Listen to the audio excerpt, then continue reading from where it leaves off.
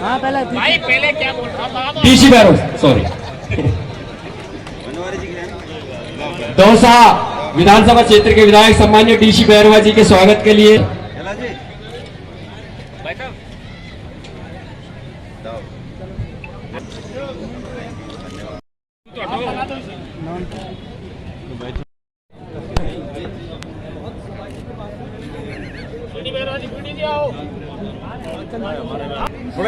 आयोजन समिति के कार्यकर्ता ज्योति भागवत जी और पतिलाल मीणा जी आप भी आए और अब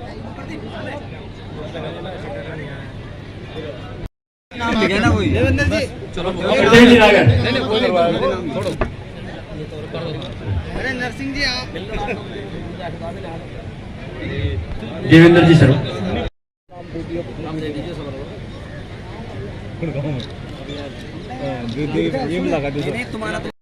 सबक भी सिखा सकते हैं, लेकिन ये बाबा साहब ने अधिकार दिए हम लोगों को, तो हमको आज बाबा साहब की जयंती पर सिर्फ बाबा साहब के जो उपदेश है बाबा साहब ने सभी के लिए किया उसी के ऊपर हमको बात करनी है। जातिगत और किसी पार्टी के किसी उसको खत्म करते हुए ध्यान नहीं रखते हुए हमको केवल बाबा साहब के सिद्धांतों पर कि कैसे पिछड़ों का और गरीब लोगों का उत्थान हो, हमको इस बात का ध्यान रखना है। धन्यवाद। जय भीम जय भारत। धन्यवाद। अब मैं कम से कम 48 किताबें लिखी और जो प्रॉब्लम ऑफ रुपीज की बात कर रहे थे अध्यक्ष जी, तो ज्यादा टाइम नहीं, छोटी छोटी बात करके अपनी बात खत्म कर। प्रॉब्लम ऑफ रुपीज की बात कर रहे थे, वो लंदन के अंदर हम पीएचडी कर रहे थे, जो उनकी सेकंड पीएचडी थी अर्थशास्त्र के अंदर, उसके ऊपर उन्होंने थीसिस लिखी थी प्रॉब्लम ऑफ रुपीज, और ब्रिटिश सरकार की, और वहां पे भी ब्रिटिश थे जो उनके टीचर थे।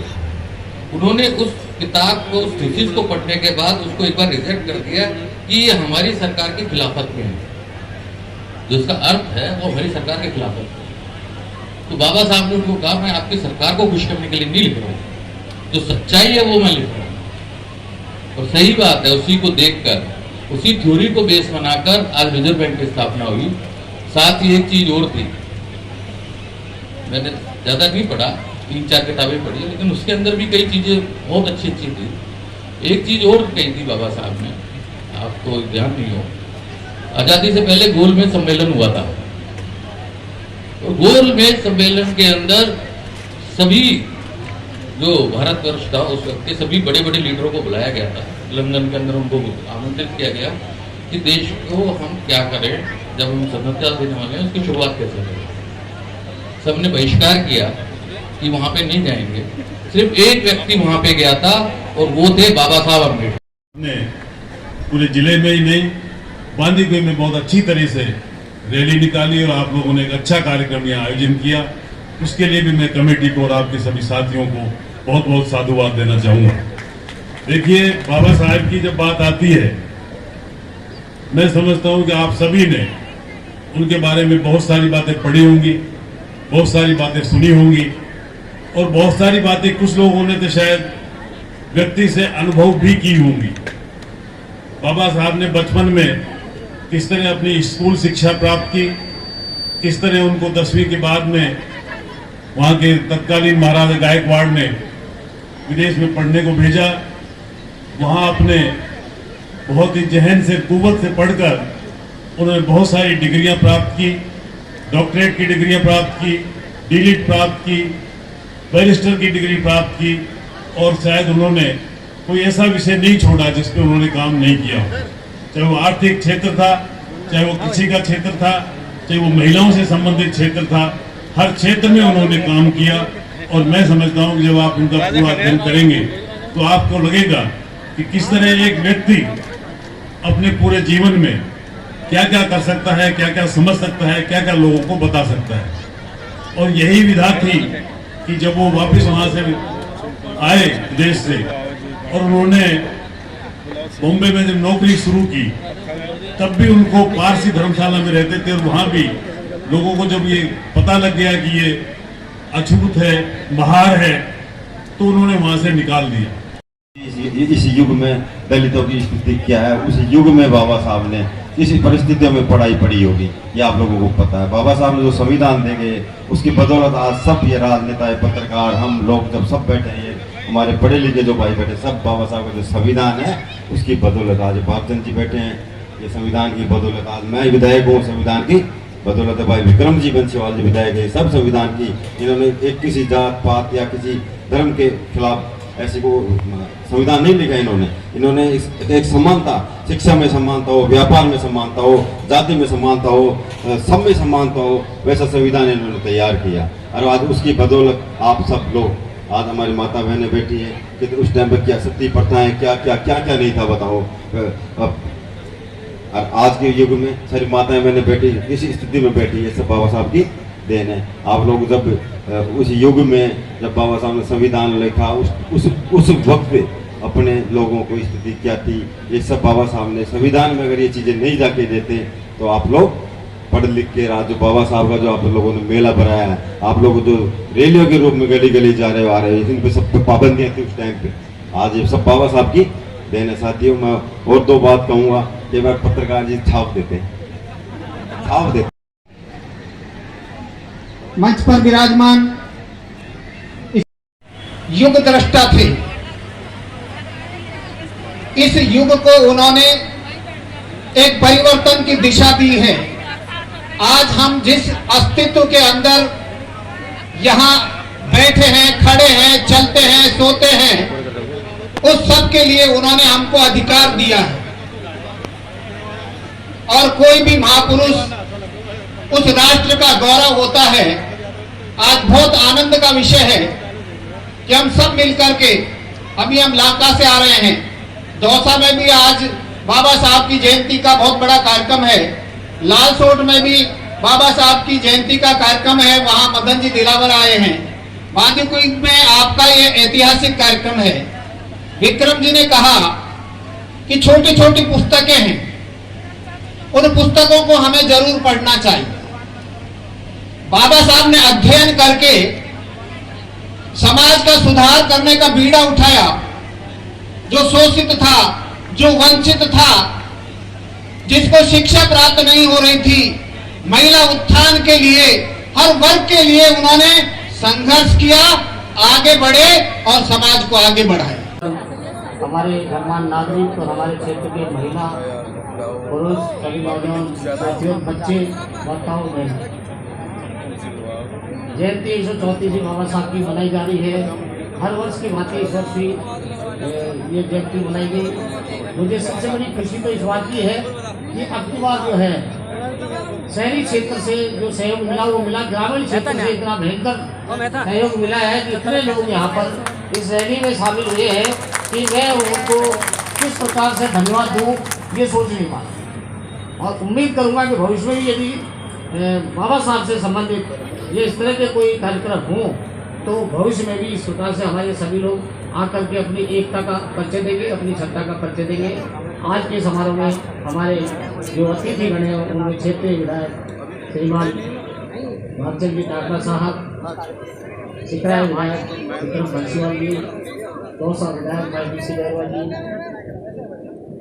बांदीकुई विधायक गजराज खटाना जी, चेयरमैन इंदिरा बैरवा जी, जिलाध्यक्ष महोदय, नगराध्यक्ष महोदय, आप लोगों ने, सबसे बड़ी खुशी की बात यह है कि कोई बिना कार्ड के, किसी तरह के इन्विटेशन पत्र के, नॉर्मली एक कहने भर से ये मान लिया कि हमें लेटर देने की आवश्यकता है, हम तो वैसे आ जाए। तो इसके लिए समिति जो है आपके प्रति बहुत बहुत आभार व्यक्त करती है कि आप लोगों ने हमारे छोटे से निवेदन पर यहाँ आना स्वीकार किया। अब की बार हमने सबसे बड़ा एक वो किया था सब प्रयोग कि अब से पहले जब भी जयंती बनती है तो उसमें कई बार पार्टियों को लेकर के इस तरह की बातें पैदा होती है कि वो भला पार्टी का, इसको प्योर गैर राजनीतिक रखा है।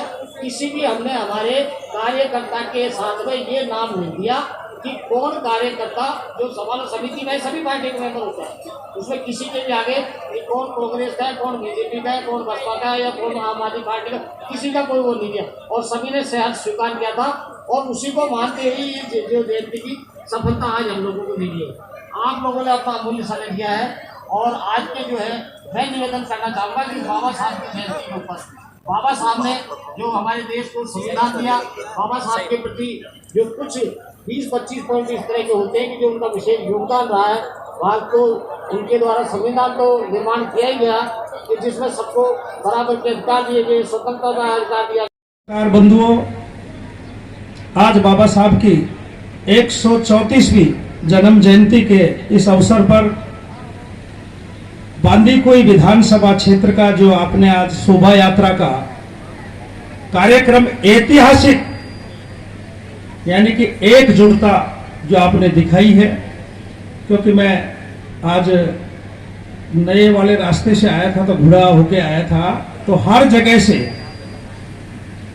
बाबा साहब की जयंती के अवसर पर शामिल होने के लिए हर गांव से आदमी अपने मोटरसाइकिल पर झंडे लगाकर अपनी गाड़ियां, यानी कि इस तरह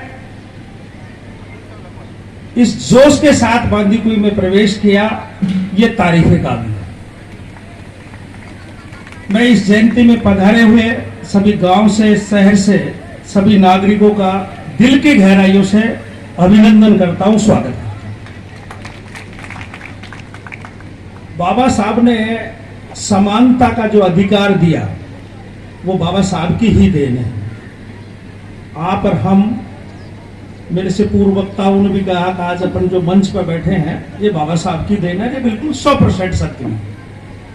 शायद बाबा साहब का द्वारा जो दिया हुआ संविधान आज नहीं होता है तो शायद इस मंच पे बैठने का अवसर भी नहीं मिलता, इस राज्य की सबसे बड़ी पंचायत में जाने का अवसर भी नहीं मिलता।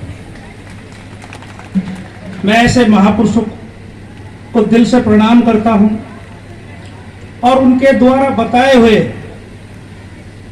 जो काम है उनका अनुसरण करने की अपील भी करता हूं। बहुत सी समाज में कुरीतियां हैं, उनको खत्म करनी चाहिए।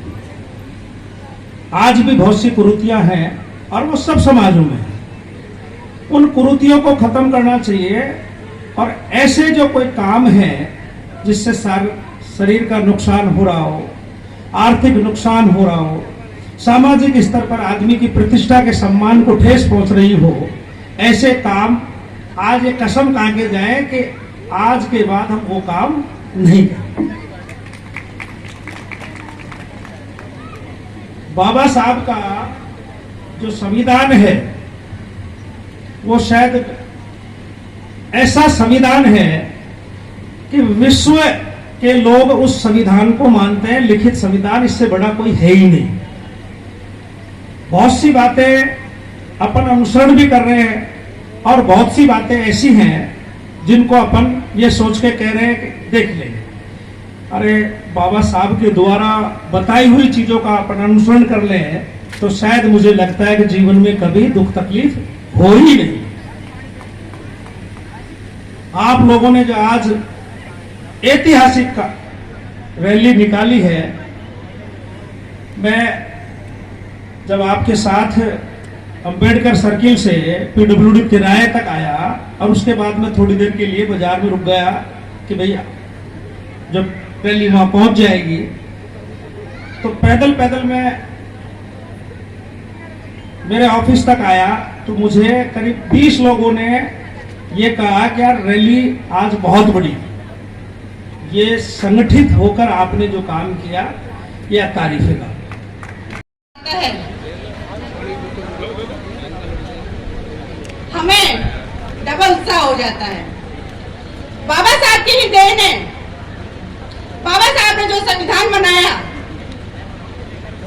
उसमें जो हमें समानता का अधिकार दिया, स्वतंत्रता का अधिकार दिया, उसी की बदौलत आप और हम यहाँ पर एक साथ बैठे हुए हैं। बाबा साहब ने हमें 3 ही मूल मंत्र दिए थे। शिक्षित बनो। शिक्षा एक ऐसा मूल मंत्र है, उसके आधार पर ही हम अपना नाम ऊंचा कर सकते हैं, साथ ही अपने परिवार का नाम और अपने गांव का नाम आगे बढ़ सकता है। हमें संगठित होकर रहना है। हमारे बीच में अगर कोई समाज में मनमुटाव होता है तो भी उसको हमें आपस में सुलझा लेना चाहिए, क्योंकि जब तक समाज संगठित नहीं रहेगा हम लोग आगे नहीं बढ़ सकते। सबसे ज्यादा मैं कहना चाहूंगी कि आज के दौर में महिलाएं, लड़कियां लड़कों से ज्यादा आगे बढ़ रही है, वो भी अपने ऊपर अधिक ध्यान दे रही है और लड़कियां आज हर स्तर पर आगे है, चाहे वो कोई सा भी डिपार्टमेंट हो, क्योंकि जब एक लड़की पढ़ लिख कर अपने पैरों पे खड़ी होती है तो वो अपने साथ साथ दो परिवारों का और ध्यान रखती है। तो मैं तो आपसे यही कहूंगी कि चाहे हमें अपने घर में कितनी भी हमारी हालत हो, कैसी भी हो, लेकिन हमें अपने बच्चों को अधिक से अधिक शिक्षा पर जोर देना चाहिए, क्योंकि हमें और आज सबसे बड़े जो आप मेरे से पूर्ववक्ताओं ने, मेरे साहब वगैरह ने कहा है, यह ऐतिहासिक रही है। आप सब बाहर से आए पधारे। अब मैं ओपी बैरवा जी से निवेदन करूंगा कि आप डॉक्टर साहब धन्यवाद ज्ञापित करें। स्वागत भाषण भी मैंने कर दिया, धन्यवाद भाषण के लिए बोला जा रहा है। मैं धन्यवाद के लिए जो हमारे पूर्व विधायक गजराज खटाना जी ने इसकी जमीन आवंटित करवाई थी, धन्यवाद। और हमारे विधायक भागचंद जी टाकरा द्वारा इसकी बाउंड्री वाल के लिए 10 लाख रुपए अभी जो जिला परिषद के माध्यम से दिए गए हैं, इनके लिए इनको बहुत बहुत धन्यवाद। अब मैं